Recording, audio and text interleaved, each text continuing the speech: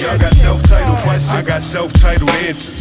On how I started, how I represent Tampa.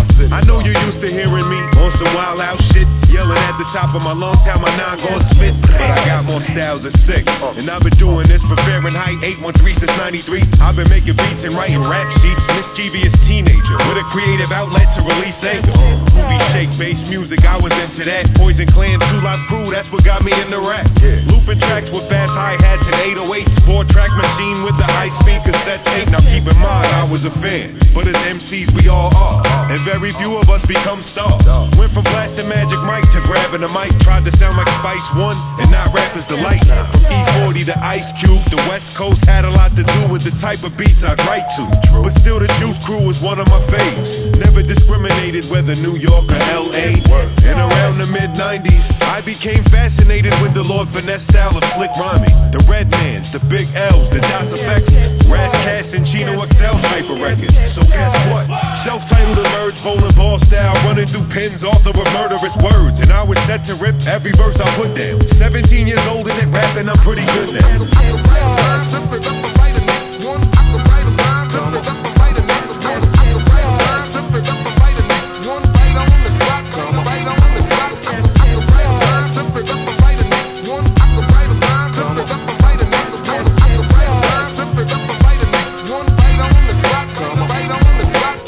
I'm from a city that don't have much hip-hop roots, so I felt compelled to form a hip-hop group. See, I was once on some go against the norm, flow fast and write rhymes in complex forms. It was kinda ill at the time, cause really the only other choice was Puffy and Mace and the Big Willie Club joints. So I got my act together and eventually met two other MCs that rap together. We was all on that underground vibe, Cellar Dwellers, Cool Keith, Tribe and Organized. I was kinda out of my mind, a weird guy, cut designs in my facial hair, fucked around with beard dye. It was me, Magic and Dutch, and we had a lot of fun. Thought we were smart, named ourselves Equilibrium. That's right. And had a label called Atomic with Walkman and Cramptronics laying down cuts on it. I stayed poly in 24/7, and in 1997 started recording our first record. Then my phone rang, didn't know who it was from. Some guy that called himself Apathy, the Alien Tongue. Heard I had production, and I could rhyme too. He was from the north, and knew some Jedi mind dudes. Plus he had a crew better than any squad. Couple months later they was calling me a demigod. I started shopping my demo aggressively, landed on the desk of Bud's Distribution NYC. Next thing you know I got a single on wax and an offer for a job in New York, so my bag was packed.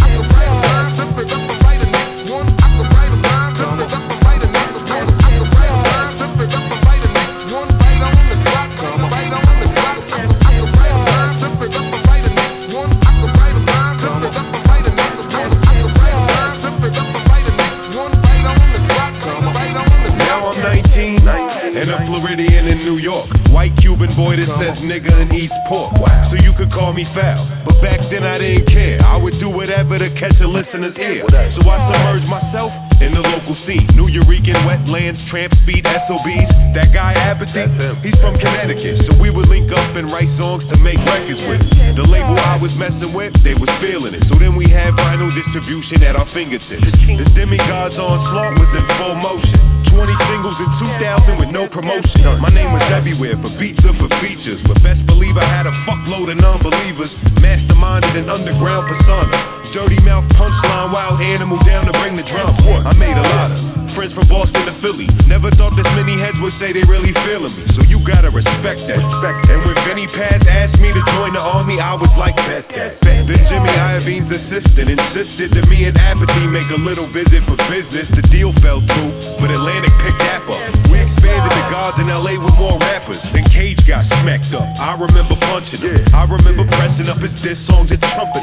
I remember having him so scared, chain smoking in the back room at his show just cause I was there. He was drugged up and panicked, couldn't face me, he was frantic. Stuck behind with a bottle and then he ran quick. That's how a little man fights a giant. Cowardly lion, and God strike me down if I'm lying. But I've moved past that, it's all gravy. I was on an album executively produced by Jay-Z.